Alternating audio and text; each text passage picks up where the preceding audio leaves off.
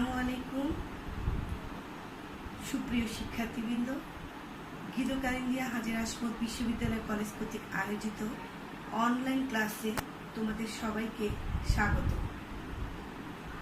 আমি শুভেচ্ছা জানাতে চাই গীতকালিন্দিয়া হাজী আসমত বিশ্ববিদ্যালয় কলেজ পরিবারকে, যাদের ঐকান্তিক প্রচেষ্টায় তোমরা ঘরে বসে খুব সহজেই শ্রেণী কার্যক্রমে অংশগ্রহণ করতে পারছো। কেমন আছো তোমরা?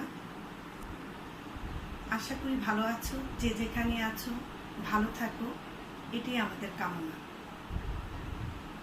শিক্ষার্থীবৃন্দ, গত কয়েকটি ক্লাসে তোমাদের যুক্তিবিদ্যার বেশ কয়েকটি অধ্যায়ের উপর স্যার ক্লাস নিয়েছে।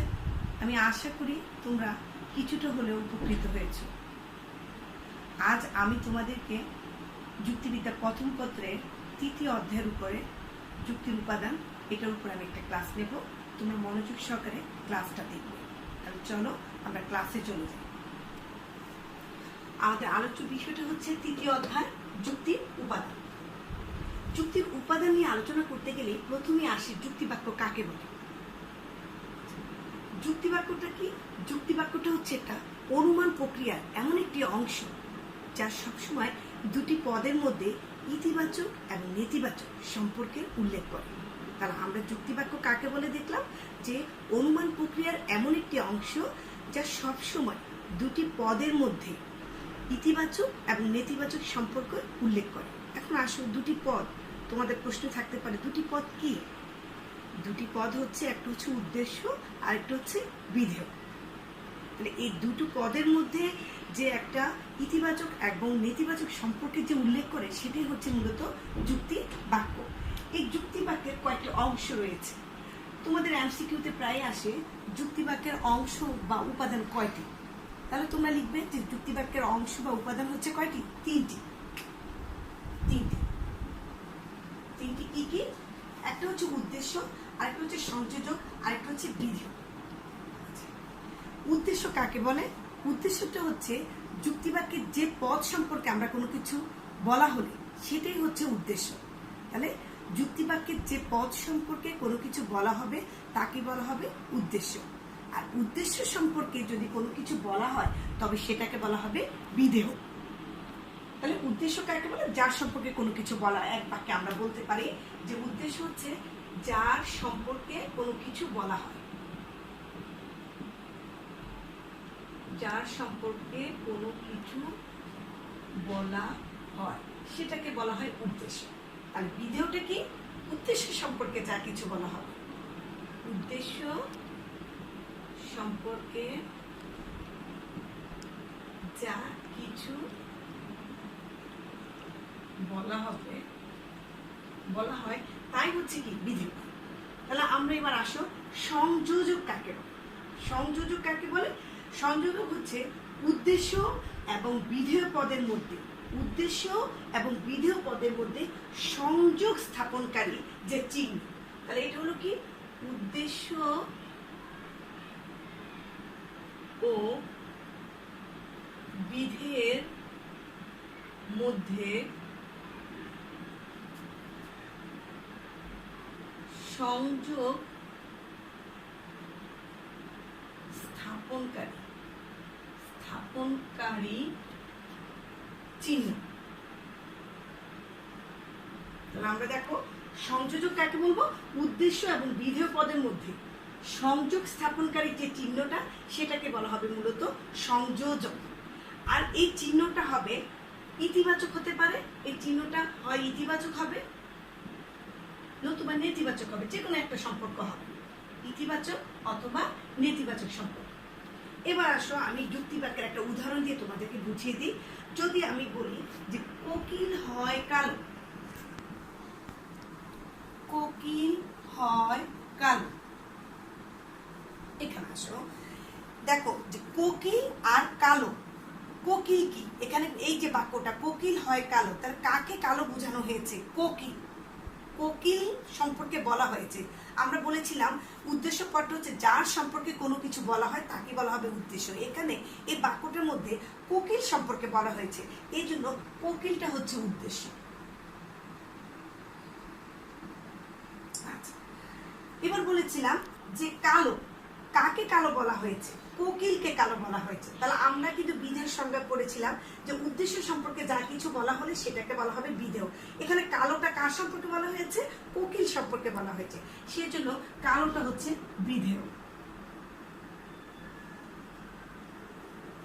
এরপর আসো উদ্দেশ্য এবং বিধেয়ের মধ্যে যে সংযোগ স্থাপনকারী এই যে দুইটা শব্দ, এই দুইটা শব্দের মধ্যে উদ্দেশ্য এবং বিধেয় পদ, এই দুইটার মধ্যে এই যে হয়, এই হয় শব্দটা দ্বারা এটা দুইটা শব্দের সংযোগ স্থাপন করা হয়েছে।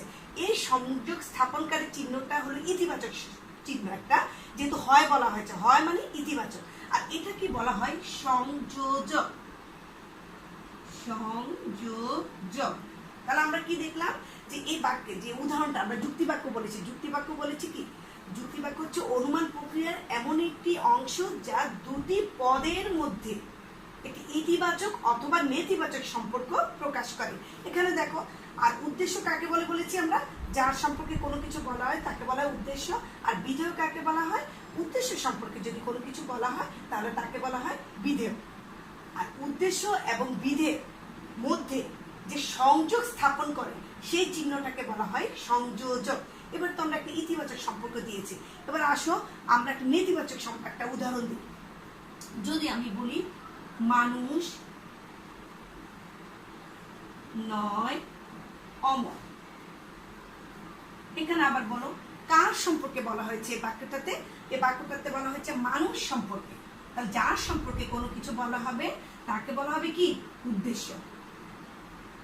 আর অমর কাকে বোঝানো হয়েছে? মানুষকে বোঝানো হয়েছে। তাহলে উদ্দেশ্য সম্পর্কে যা কিছু বলা হবে তাকে বলা হবে কি? বিধেয়। আর উদ্দেশ্য এবং বিধেয় পদের মধ্যে সংযোগ স্থাপনকারী যে চিহ্নটা তাকে বলা হবে কি? সংযোজক। তাহলে আমরা যুক্তিবাক্যের সংজ্ঞাটা সুন্দরভাবে পেলাম যে যুক্তিবাক্য হচ্ছে অনুমান প্রক্রিয়ার এমন একটি অংশ যেখানে দুটি পদের মধ্যে, দুটি পদ কি বলেছি? উদ্দেশ্য এবং বিধেয় পদ, দুটি পদের মধ্যে ইতিবাচক অথবা নেতিবাচক সম্পর্ক যদি উল্লেখ করা হয় তাহলে সেটাকে বলা হবে মূলত যুক্তিবাক্য। তাহলে আমি আশা করি তোমাদের সবার যুক্তিবাক্য সম্পর্কটা নিয়ে আর কোনো সমস্যা থাকার কথা না। এবার আসো, তাহলে আমরা এটা কমপ্লিট হলো। এবার আসো আমরা দেখি বাক্য এবং যুক্তিবাক্য কাকে বলে সেই বিষয়টা দেখতে। কারণ আমাদের অনেক সময় পরীক্ষা দেখা যায় 2 নম্বরের একটা প্রশ্ন আসে যে বাক্য এবং যুক্তিবাক্য কি এক, অথবা বাক্য বা যুক্তিবাক্যের মধ্যে পার্থক্য লিখো। তাহলে বাক্য মানে কি? আমরা কিন্তু ছোটবেলা থেকে বাক্য সম্পর্কে পড়ে এসেছি যে পাশাপাশি কয়েকটি শব্দ একত্রে মিলিত হয়ে যদি মনের ভাব প্রকাশ করে তবে তাকে বলা হয় কি? বাক্য। তাহলে পাশাপাশি কতগুলো শব্দ যদি একত্রে বসে মনের ভাব প্রকাশ করে তাকে বলা হয় বাক্য। এবার আসো আমি একটু বিষয়টাকে বুঝিয়ে দিই, আমরা উদাহরণটা এটাকে মুছে ফেলি। তাহলে বাক্য কাকে বলে? দুটি বা একাধিক শব্দ পাশাপাশি বসে যদি মনের ভাব প্রকাশ করে তবে তাকে বলা হয় বাক্য। আর যুক্তিবাক্য কাকে বলে সেটা তো আগে বলেছি যে অনুমান প্রক্রিয়ার এমন একটি অংশ যা সবসময় দুটি পদের মধ্যে কি করে? একটা ইতিবাচক অথবা নেতিবাচক সম্পর্কে উল্লেখ করে। এখন প্রশ্ন যদি আসে বাক্য যুক্তিবাক্য কি এক, তাহলে তোমরা বলবা যে না, বাক্য এবং যুক্তিবাক্য এক না। কেননা বাক্য যদি বলি, আমি এখানে লিখলাম যে রতন শিক্ষিত, এর পরের বাক্যে লিখলাম রতন হয় শিক্ষিত। তোমাদের এমসিকিউতে প্রায় থাকে এরকম একটা উদাহরণ, বাঁধন দিয়ে থাকে, যে কোনো নাম দিয়ে থাকতে পারে, যে রতন শিক্ষিত, এটাকে ধরা হয়েছে বাক্য। আর এখানে দেওয়া হয় একটা প্রশ্নবোধক চিহ্ন এবং বলা হয় যে প্রশ্নবোধক চিহ্নিত স্থানে কি বসবে। তাহলে তোমরা জানো আমি বলেছি যে আমাদের যুক্তিবাক্য হতে গেলে তার মধ্যে একটা ইতিবাচক অথবা নেতিবাচক সম্পর্ক উল্লেখ থাকবে। কিন্তু বাক্য দেখো, বাক্য হলো পাশাপাশি কয়েকটি শব্দ পাশাপাশি বসে কিন্তু মনে ভাব প্রকাশ করেছে রতন শিক্ষিত, এটা একটা বাক্য, এটা ব্যাকরণিক বাক্য। কিন্তু যদি যুক্তিবাক্য হতে হয় তাহলে তাকে অবশ্যই হয় অথবা নয় তার মধ্যে থাকতে হবে। তাহলে যদি প্রশ্ন আসে রতন শিক্ষিত, এটা বাক্য হলে রতন হয় শিক্ষিত, এটা কি হবে? তাহলে তোমরা বলবে যে এটা হচ্ছে কি? যুক্তিবাক্য। রতন হয় শিক্ষিত, এটা হচ্ছে যুক্তিবাক্য। তাহলে আমরা দেখলাম যে বাক্য হতে গেলে সেখানে কিন্তু সংযোজক প্রয়োজন হয় না, কিন্তু যুক্তিবাক্য হতে গেলে সেখানে কিন্তু সংযোজক একটা খুব গুরুত্বপূর্ণ একটা ভূমিকা রয়েছে। তাহলে আমরা বাক্য এবং যুক্তি বাক্য যদি পার্থক্য আসে বা বাক্য যুক্তি বাক্য কি এক, এরকম যদি কোনো প্রশ্ন আসে, তাহলে আমরা সংজ্ঞাগত একটা পার্থক্য দেখব যে বাক্য কাকে বলে, যুক্তি বাক্য কাকে বলে। এরপরে আমরা একটা উদাহরণ দিয়ে বুঝিয়ে দেব এবং এরপর আমরা লিখব যে সব বাক্যের ক্ষেত্রে সংযোজনের প্রয়োজন হয় না, কিন্তু যুক্তি বাক্যের ক্ষেত্রে সংযোজকের প্রয়োজন হয়। বাক্যের পরিধি সেই জন্য ব্যাপক, আর যুক্তি বাক্যের পরিধিটা কি সংকীর্ণ। আমরা এরকম কতগুলো উদাহরণ দিয়ে বাক্য এবং যুক্তি বাক্য কি এক বা পার্থক্য সেটাকে আমরা লিখতে পারি। তাহলে আশা করি বাক্য এবং যুক্তি বাক্য এই দুইটার মধ্যে তোমাদের আর সমস্যা থাকার কথা না। বাক্যটা হলে কি হবে, সেখানে ইতিবাচক বা নেতিবাচক কোনো সম্পর্কের এই সংযোজকের কথাটা উল্লেখ থাকবে না, কিন্তু এই জায়গায় যখন ইতিবাচক এবং নেতিবাচক সম্পর্ক থাকবে তখন সেটা হয়ে যাবে কি যুক্তি বাক্য। এখানে এমসিকিউটা কিন্তু থাকে প্রায়, তোমাদের থাকে যে বাঁধন সৎ, বাঁধন হয় সৎ, এরকম জাতীয় একটা এমসিকিউ তোমাদের প্রায় পরীক্ষার ক্ষেত্রে থাকে। এবার আসো অবধারণ এবং যুক্তি বাক্য। অবধারণ এবং যুক্তি বাক্য কাকে বলে সেটা আমরা একটু আগে দেখে নিই।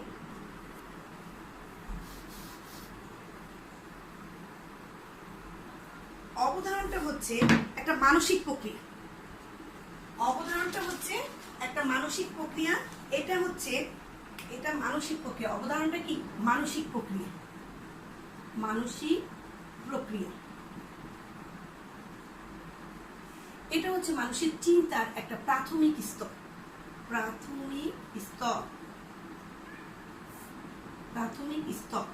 তাহলে আমরা কাকে পেলাম? এটা আমরা পেলাম যে অবধারণ। অবধারণটা হচ্ছে কি? অবধারণটা হচ্ছে একটা মানসিক প্রক্রিয়া এবং এটা হচ্ছে চিন্তার একটা প্রাথমিক স্তর। তার অবধারণটা জিনিসটা কি? অবধারণ জিনিসটা হচ্ছে দুটি ধারণার মধ্যে, দুইটা ধারণা থাকবে, এই দুইটা ধারণার মধ্যে স্বীকৃতি এবং অস্বীকৃতি। অবধারণটার মধ্যে থাকবে দুটি ধারণার মধ্যে স্বীকৃতি এবং অস্বীকৃতি।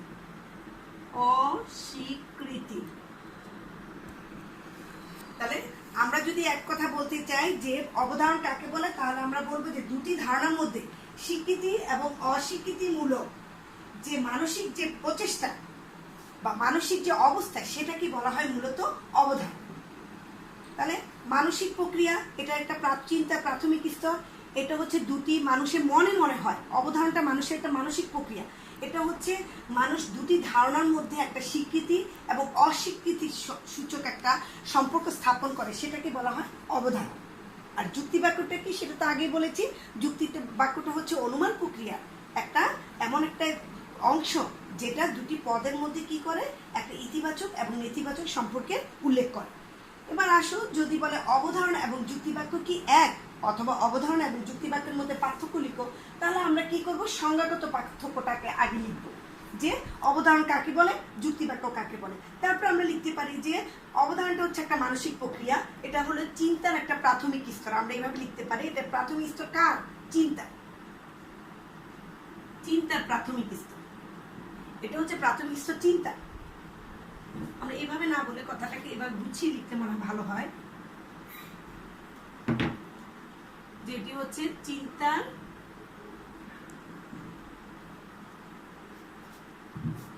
প্রাথমিক স্তর।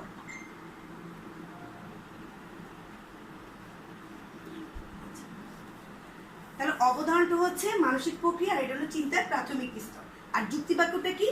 যুক্তি বাক্যটা হচ্ছে চিন্তার, এটা হচ্ছে পরিণত স্তর। এটা হচ্ছে প্রাথমিক স্তর আর যুক্তি বাক্যটা হচ্ছে পরিণত স্তর, কারণ আমরা মনে মনে চিন্তাটা করি, এরপরে যুক্তি বাক্যে সেটা লিখে প্রকাশ করি, এই জন্য এটা হচ্ছে চিন্তার পরিণত স্তর। তাহলে অবধারণ হচ্ছে প্রাথমিক স্তর, যুক্তি বাক্যটা হচ্ছে কি চিন্তার প্রাথমিক স্তর। আবার দেখো, অবধারণটা সবসময় মনোবিদ্যার একটা বিষয়, যেটা একটা মানসিক প্রক্রিয়া সেটা একটা মনোবিদ্যার বিষয়। আর যুক্তি বাক্যটা হচ্ছে কি? যুক্তি বাক্যটা হচ্ছে যুক্তিবিদ্যার একটা বিষয়। অবধারণের ক্ষেত্রে কিন্তু কোনো শর্ত মানতে হয় না, কিন্তু যুক্তি বাক্যের ক্ষেত্রে কিন্তু শর্ত মানতে হয়। তাহলে শর্তগুলো কি কি? শর্ত হচ্ছে উদ্দেশ্য থাকবে, বিধেয় থাকবে, মাঝখানে কি থাকবে? একটা সংযোজক। তাহলে আমরা দেখব যে অবধারণ এবং যুক্তি বাক্য কি এক? প্রশ্নটা যদি এভাবে আসে তাহলে আমরা বলবো যে না, অবধারণ এবং যুক্তি বাক্য এক নয়। একটা হচ্ছে কি, এটা হচ্ছে চিন্তা। অবধারণ হচ্ছে চিন্তার প্রাথমিক স্তর আর যুক্তি বাক্য হচ্ছে কি চিন্তার পরিণত স্তর। অবধারণের ক্ষেত্রে কিছু শর্ত মানতে হয় না, কিন্তু যুক্তিবাক্যের ক্ষেত্রে কি কয়েকটা শর্ত মানতে হয়। আর অবধারণটা হচ্ছে কি, যে এটা হচ্ছে মনোবিজ্ঞানের অংশ, আর যুক্তিবাক্যটা হচ্ছে কি যুক্তিবিদ্যার অংশ। তাহলে আমি আশা করি তোমাদের যুক্তিবাক্য, যুক্তির অংশ বা বাক্য যুক্তিবাক্য, অবধারণ যুক্তিবাক্য, এই বিষয়টা নিয়ে তোমাদের আমি কিছুটা হলেও তোমরা বুঝতে পেরেছ নাকি? সমস্যা থাকলে অবশ্যই জানাবা। এবার আসো আমরা পদ নিয়ে আলোচনা করব। আচ্ছা, আমরা এবার আসো পদ নিয়ে আলোচনা করব। পদের ইংরেজি প্রতিশব্দটা হচ্ছে টার্ম। পদের ইংরেজি প্রতিশব্দ হচ্ছে টার্ম। এই টার্ম শব্দটা আসছে ল্যাটিন শব্দ টার্মিনাস থেকে। টার্মিনাস থেকে এর অর্থটা কি? প্রান্ত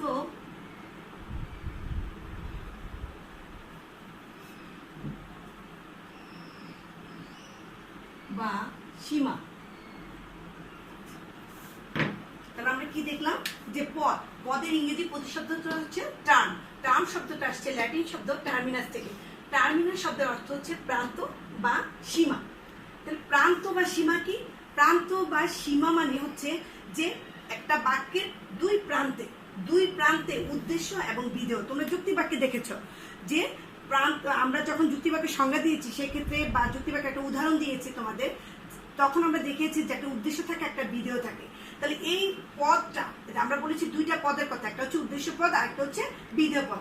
এই পদ দুটো কি করে, যে দুই প্রান্তে অবস্থান করে, বাক্যের দুই প্রান্তে অবস্থান করে বিধায় এই টার্মিনাস থেকে মূলত এই টার্ম শব্দটার উৎপত্তি হয়েছে। কেননা প্রান্ত বা সীমা, প্রান্ত মানে এক প্রান্ত, দুই প্রান্তে দুইটা থাকে, একটা উদ্দেশ্য থাকে, একবার বিধেয় থাকে, দুই প্রান্তে দুইটা পদ থাকে বিধায় এই টার্মিনাস শব্দ থেকে টার্ম শব্দটির উৎপত্তি। এবার আসো পদের সংজ্ঞা। পদ কাকে বলে যদি বলি আমরা, তাহলে কোন যুক্তিবাক্যের উদ্দেশ্য বা বিধেয় হিসেবে, কোন যুক্তিবাক্যের উদ্দেশ্য বা বিধেয় হিসেবে ব্যবহৃত বা ব্যবহারযোগ্য শব্দ বা শব্দ সমষ্টিকে পদ বলে। আবার বলি, পদ কাকে বলে? কোন যুক্তিবাক্যের উদ্দেশ্য বা বিধেয় হিসেবে ব্যবহৃত, এই শব্দটা কিন্তু তোমাদেরকে আমি ক্লাসও প্রায় বলি যে দুইটাই লিখতে হবে, ব্যবহৃত বা ব্যবহারযোগ্য। ব্যবহৃত বা ব্যবহারযোগ্য এই শব্দটা কিন্তু তোমাদের লিখতে হবে। তাহলে কিছু ব্যবহার, সব শব্দে আমরা ব্যবহার করি না, কিছু ব্যবহারযোগ্যতা রাখে। সেজন্য আমরা বলবো যে পদ কাকে বলে? কোন যুক্তিবাক্যের উদ্দেশ্য বা বিধেয় হিসেবে ব্যবহৃত বা ব্যবহারযোগ্য শব্দ বা শব্দ সমষ্টিকে, শব্দ সমষ্টি, এই শব্দ সমষ্টিকে বলা হয় মূলত কি? পদ। তাহলে আমরা এখানে পুরোটা লিখলাম না বিষয়টা, যে পদের সংজ্ঞাটা হচ্ছে কোন যুক্তিবাক্যের উদ্দেশ্য বা বিধেয় হিসেবে ব্যবহৃত বা ব্যবহারযোগ্য শব্দ বা শব্দ সমষ্টিকে পদ বলে। এবার আসো পদের একটা উদাহরণ দিই আমরা। পদের যদি উদাহরণ দিই আমরা, তাহলে সেক্ষেত্রে হবে যে মানুষ হয় মরণশীল। মানুষ হয় মরণশীল। এখানে আমরা, এটা হচ্ছে কি? উদ্দেশ্য পদ। যা এই বাক্যটার মধ্যে কার সম্পর্কে বলা হয়েছে? মানুষ সম্পর্কে বলা হয়েছে। তাহলে মানুষ হচ্ছে কি? উদ্দেশ্য পদ। আর মরণশীলতা, কার মরণশীলতা বলা হয়েছে? মানুষের। তাহলে এটা হচ্ছে কি? বিধেয় পদ। তাহলে আমাদের সংজ্ঞাটা ছিল যে পদ কাকে বলে? কোন যুক্তিবাক্যের উদ্দেশ্য বা বিধেয় হিসেবে ব্যবহৃত বা ব্যবহারযোগ্য শব্দ বা শব্দ সমষ্টিকে বলা হবে পদ। তাহলে আমরা একটা উদাহরণ দিয়ে দিলাম যে মানুষের মরণশীল। তাহলে এক্ষেত্রে দেখা যাচ্ছে যে এখানে আমরা উদ্দেশ্য এবং বিধেয় হিসেবে ব্যবহৃত হয়েছে বা ব্যবহারযোগ্যতা আছে যেসব শব্দগুলোর মধ্যে, তাদেরকে বলা হবে পদ। এরপর আসো শব্দ কাকে বলে। শব্দটা কিন্তু আমরা আরো ছোটবেলা থেকে পড়ে এসেছি যে শব্দ কাকে বলে। শব্দটা হচ্ছে এক বা একাধিক, এক বা একাধিক, এক বা একাধিক বর্ণ, বর্ণগুলো তো চিনি, ক খ অ আ, এগুলোই তো বর্ণ। এক বা একাধিক বর্ণ একত্রে মিলিত হয়ে যে অর্থ প্রকাশ করে, তাই কি? শব্দ। তাহলে আমরা দেখলাম যে পদ আমরা হয়ে গেল আমাদের, পদের সংজ্ঞাটা আমরা পেলাম। আমি কিন্তু ক্লাসে তোমাদেরকে এই সংজ্ঞাটাকে লিখে দিয়েছি। এরপর আসো শব্দ। শব্দতে কি হয়েছে, এক বা একাধিক বর্ণ একত্রে মিলিত হয়ে যে অর্থ প্রকাশ করে তাকে বলা হয় কি, শব্দ। এই শব্দের প্রকারভেদ আছে। শব্দ কয় প্রকার আছে দেখো, আমরা বলি শব্দের যদি প্রকারভেদ বলি, আমরা শব্দের প্রকারভেদ, শব্দকে 3 ভাগে ভাগ করা যায়, 3 ভাগে ভাগ করা যায়।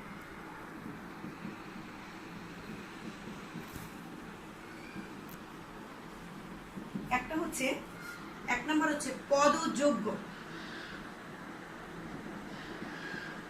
পদযোগ্য শব্দ। আচ্ছা, একটু মনোযোগ দিয়ে শোনো যে পদযোগ্য বিষয়টা কি। যেসব শব্দগুলো এককভাবে, মানে কারো সাহায্য সে নেবে না, কারো সাহায্য ছাড়াই কোনো যুক্তি বাক্যের উদ্দেশ্য বা বিধেয় হিসেবে ব্যবহৃত হতে পারে তাকে বলা হয় পদযোগ্য শব্দ। তাহলে কি বললাম, যে শব্দগুলো কারো সাহায্য ছাড়াই এককভাবে, তাহলে এখানে দেখা যাচ্ছে সে এককভাবে আছে, এককভাবে তার কোনো কি লাগে না, প্লাস সাহায্য লাগে না, তার সাহায্য লাগে না। দেখো, পদযোগ্য শব্দটা হচ্ছে এককভাবে হয়, তার কারো সাহায্য লাগে না। তাহলে নিজে নিজে যদি কোনো শব্দ আমরা যদি বলি, যে শব্দগুলো এককভাবে কারো সাহায্য ছাড়ে কোনো যুক্তিবাক্যের উদ্দেশ্য বা বিধেয় হিসাবে ব্যবহৃত হতে পারে তাকে বলা হয় পদযোগ্য শব্দ। এটার জন্য একটা উদাহরণ দিতে পারি আমরা, যে পদযোগ্য শব্দের উদাহরণ যদি বলি তাহলে আমরা বলতে পারি যে ফুল হয় সুন্দর। এখানে দেখো ফুল সম্পর্কে, ফুল এককভাবে, এটা ফুল বলতে আর অন্য কিছু সাহায্য বা কিছুকে বুঝাইতে হয় না আমাদেরকে, যে ফুল আমরা জানি, ফুলের ধারণা আমাদের আছে, সুন্দর কি জিনিস সেটা ধারণা আমরা আছে। তাহলে ফুল হয় সুন্দর, এই বাক্যটা কিন্তু একটা পদযোগ্য শব্দ। এটা বোঝানোর জন্য আমাদের কারো সাহায্য লাগে না, তারা নিজেরাই এককভাবে তারা কি করে যুক্তিবাক্যের উদ্দেশ্য বা বিধেয় হিসেবে ব্যবহৃত হতে পারে।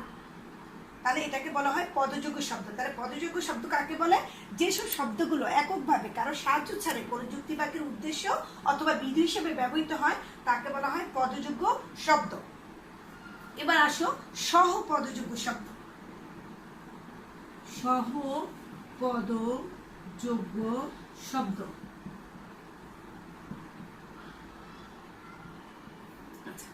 দেখ কথাটার মধ্যেই কিন্তু তোমার আছে পদযোগ্য, মানে সে নিজে নিজে পদ হতে পারে, আর সহপদযোগ্য মানে কি, তার সাহায্য লাগে। তাহলে সহপদযোগ্য শব্দ কাকে বলে, যে শব্দগুলো এককভাবে কোনো যুক্তিবাক্যের উদ্দেশ্য বা বিধেয় হিসেবে ব্যবহৃত হতে পারে না। তাহলে কি করে সে, তার কারো সাহায্য ছাড়া। তাহলে আমরা এটা বলবো যে তার সাহায্য ছাড়া না, সে হলো সাহায্য লাগে। তাহলে যদি আমরা বলি যে শব্দ কাকে বলে, তাহলে আমরা বলবো সহপদযোগ্য শব্দ কাকে বলে, তাহলে আমরা বলবো যে যেসব শব্দগুলো কারো সাহায্য নিয়ে কোনো যুক্তিবাক্যের উদ্দেশ্য বা বিধেয়ভাবে ব্যবহৃত হতে পারে তাকে বলা হয় কি, সহপদযোগ্য শব্দ। তাহলে এটাতে কি এককভাবে না, এটা হলো সাহায্য লাগে, ওর হলো কি লাগে, সাহায্য লাগে, সাহায্য প্রয়োজন, তার কিন্তু সাহায্য প্রয়োজন, এই জন্য কিন্তু ওর নাম কিন্তু হচ্ছে কি সহপদযোগ্য, মানে তার সহকারী লাগে একজন। তাহলে এরকম শব্দগুলো কি কি হবে, যেমন কোন শব্দের সাথে যদি টি, টা, খানাখানি এই শব্দগুলো থাকে তাহলে আমরা বুঝবো যে সেগুলো হচ্ছে কি সহপদযোগ্য শব্দ। যেমন যদি আমি বলি, উদাহরণ একটা দিই, কলম হয় দামি, তাহলে কিন্তু তোমাদের বলবো যেটা ম্যাডাম কি হয়েছে, যে কলম কি, সব কলম কি দামি না, সব কলম দামি না। তাহলে আমার এই ক্ষেত্রে যদি আমি বাক্যটাকে বলি যে কলমটি, এই যে কলমটি, এই যে টি যে বসিয়েছি এটাই হলো সহপদযোগ্য। তাহলে আমরা কি বুঝলাম, যদি কোনো শব্দের মধ্যে যদি টি, টা, খানাখানি, ও এবং আর এইসব জাতীয় যদি কোনো শব্দ যুক্ত থাকে তাহলে আমরা বুঝবো যে এগুলোকে বলা হয় কি সহপদযোগ্য শব্দ। তাহলে সহপদযোগ্য শব্দের অর্থ হচ্ছে কলমটি, যদি আমি বলি খাতাখানি, যদি আমি বলি ব্যাগটি, এই জিনিস বা টা, কলমটা, ব্যাগটা, এরকম যদি আমরা কোনো কিছু বলি তাহলে টি, টা, খানাখানি যদি কোনো বাক্যের মধ্যে থাকে, শব্দের সাথে যুক্ত হয়, কোনো শব্দের সাথে যদি টি, টা, খানাখানি শব্দ যুক্ত হয় তাহলে আমরা বুঝবো একে বলা হয় কি সহপদযোগ্য শব্দ। তাহলে দেখো পদযোগ্য শব্দটা হচ্ছে এককভাবে কারণ সাহায্য ছাড়াই কোনো যুক্তিবাক্যের উদ্দেশ্য অথবা বিধেয় হিসেবে ব্যবহৃত হতে পারে। আর সহপদযোগ্য শব্দ কি বললো, তার সাহায্যের প্রয়োজন, যেহেতু সে সহকারী, আমি সহ বলেছি, তাহলে সহপদযোগ্য শব্দ হচ্ছে যে যদি কোনো শব্দ, যে শব্দগুলো কারো সাহায্য নিয়ে কোনো যুক্তিবাক্যের উদ্দেশ্য বা বিধেয় হিসেবে ব্যবহৃত হতে পারে, তাহলে তাকে বলা হয় সহপদযোগ্য শব্দ। এবার আসো, আরেকটা আছে আমাদের শব্দের শ্রেণী বিভাগে, সেটা হচ্ছে পদ নিরপেক্ষ। পদ নিরপেক্ষ, এই যে পদ নিরপেক্ষ যে শব্দটা, এই পদ নিরপেক্ষ শব্দটা হচ্ছে কি, তার কিন্তু সে নিজে এককভাবেও পারে না, এককভাবে পারে না, এই ক্ষেত্রে তার মানে ইয়ে নাই, এবং কারো সাহায্য নিয়েও পারে না, সাহায্য নিয়েও কি করে না, পারে না।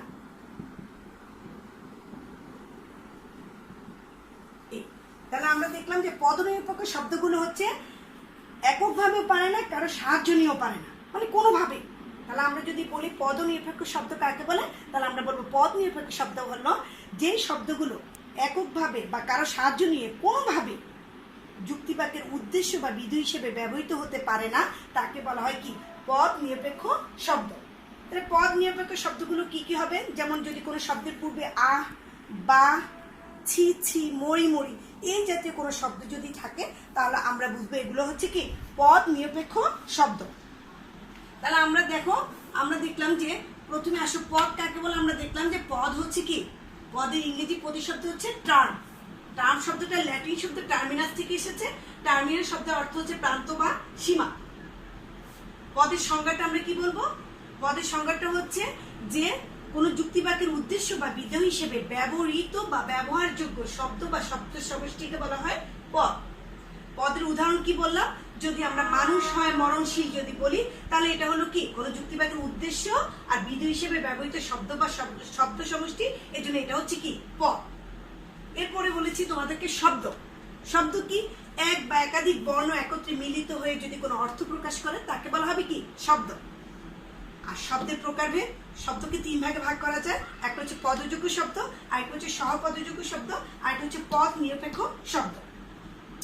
পদযোগ্য শব্দ কাকে বলে, যে শব্দগুলো এককভাবে কোনো যুক্তিবাক্যের উদ্দেশ্য বা বিধেয় হিসেবে ব্যবহৃত হতে পারে, তাকে বলা হয় কি পদযোগ্য শব্দ।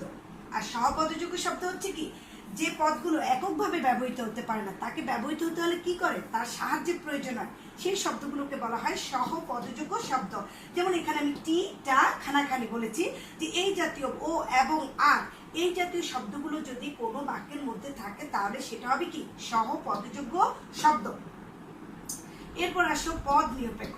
পদ নিরপেক্ষ শব্দ কাকে বলে, যেসব শব্দগুলো এককভাবে কোনো যুক্তিবাক্যের ব্যবহৃত হতে পারে না, আবার কারো সাহায্য নিয়েও পারে না, মানে কোনোভাবেই সে পারে না, তাহলে তাকে বলা হয় কি পদ নিরপেক্ষ শব্দ। এই শব্দগুলোর মধ্যে আমি উদাহরণ বলেছিলাম তোমাদের, ছি, আহা, মরি মরি, বা এই জাতীয় শব্দগুলো। তাহলে আমি আশা করি তোমাদের বিষয়টা অনেক ক্লিয়ার হয়েছে, যে পদের সংজ্ঞা, পদ, তারপরে শব্দ, শব্দের প্রকারভেদ। আর আরেকটা প্রশ্ন তোমাদের প্রায় আসে, সেটা হচ্ছে কি পদ এবং শব্দের মধ্যে পার্থক্য। যে পার্থক্যটা আমি কিন্তু ক্লাসে তোমাদের লিখে দিয়েছি।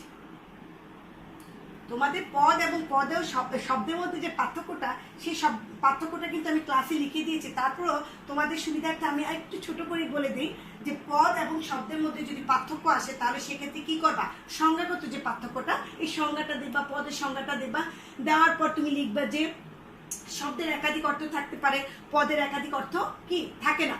শব্দের একাধিক অর্থ থাকতে পারে মানে কি, যে আমরা যদি বলি শব্দ, যদি আমি বলি বসন্ত, বসন্ত শব্দটা বললে কিন্তু তোমার কাছে মনে হতে পারে এটা কি একটা ঋতু নাকি একটা রোগ। কিন্তু আমি যদি বাক্যটাকে বা পদের সাথে আমি যদি গুছিয়ে নিয়ে বলি যে বসন্ত হয় কষ্টদায়ক, তাহলে তুমি বুঝে নাও যে কি এই পদটা হচ্ছে কি, বা এই বাক্যটাকে আমরা বলবো যে এটা হচ্ছে এখানে রোগকে বোঝানো হয়েছে, এখানে কোনো ঋতুকে বোঝানো হয়নি। তাহলে আমরা দেখো পদ এবং শব্দের মধ্যে এরকম অনেক পার্থক্য আমি তোমাদের লিখে দিয়েছি ক্লাসের মধ্যে। তোমরা আশা করি সেই পার্থক্যগুলো আমি ফার্স্ট ইয়ারকেও লিখে দিয়েছি, এবং সেকেন্ড ইয়ারে যারা স্টুডেন্ট আছো, মানে যারা এবার পরীক্ষার্থী, তাদের সবাইকে লিখে দিয়েছি। তোমরা সেই প্রশ্নগুলা, সেই উত্তরগুলা দেখে নিবা এবং মুখস্থ করে নেবা। আর তোমাদের জন্য শব্দের প্রকারভেদটা খুবই গুরুত্বপূর্ণ। আর এই শব্দের প্রকারভেদের মধ্যে একটা প্রশ্ন আসতে পারে, সেই প্রকারভেদটা যেটা হলো যে সকল শব্দ কি পদ? আমাদের প্রায় প্রশ্নটা আসে, সকল শব্দ কি পদ? তখন তোমাদের বলতে হবে যে না, সকল শব্দই পদ নয়, শুধুমাত্র পদযোগ্য শব্দটাই হচ্ছে কি পদ। কেননা পদযোগ্য শব্দটা পদ কেন? সে এককভাবে স্বাধীনভাবে কারো সাহায্য ছাড়াই কোনো যুক্তি বাক্যের উদ্দেশ্য বা বিধেয় হিসেবে ব্যবহৃত হতে পারে। এই জন্য পদযোগ্য শব্দটাকে শুধুমাত্র কি বলবো আমরা? এটাকে পদ বলবো। কিন্তু সহপদযোগ্য শব্দ এবং পদনিরপেক্ষ শব্দটাকে আমরা পদ বলবো না। কেন? ওর সাহায্য লাগে, আরও তো কোনোভাবে কোনো যুক্তি বাক্যের উদ্দেশ্য বা বিধেয় হিসেবে ব্যবহৃত হতে পারে না। তাহলে আমি প্রশ্নটা যেটা বললাম যে সকল শব্দ কি পদ, এটার উত্তরে তোমরা লিখবা যে না, সকল শব্দ পদ নয়, শুধুমাত্র পদযোগ্য শব্দকে পদ বলা হয়। আর সহপদযোগ্য শব্দ এবং পদনিরপেক্ষ শব্দ পদ হতে পারে না। কারণ সহপদযোগ্য শব্দকে পদ হতে পারে না এই জন্য যে ওর সাহায্যের প্রয়োজন হয় পদ হতে গেলে।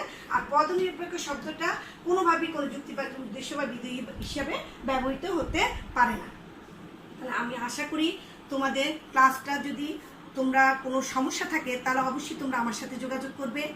আর যেহেতু কোভিড-19-এর কারণে আমাদের রোগীর সংখ্যা কিন্তু দিন দিন বেড়েই চলেছে, তাই তোমাদের সবাইকে বলবো ঘরে থাকো, ভালো থাকো, সুস্থ থাকো। আল্লাহ হাফেজ।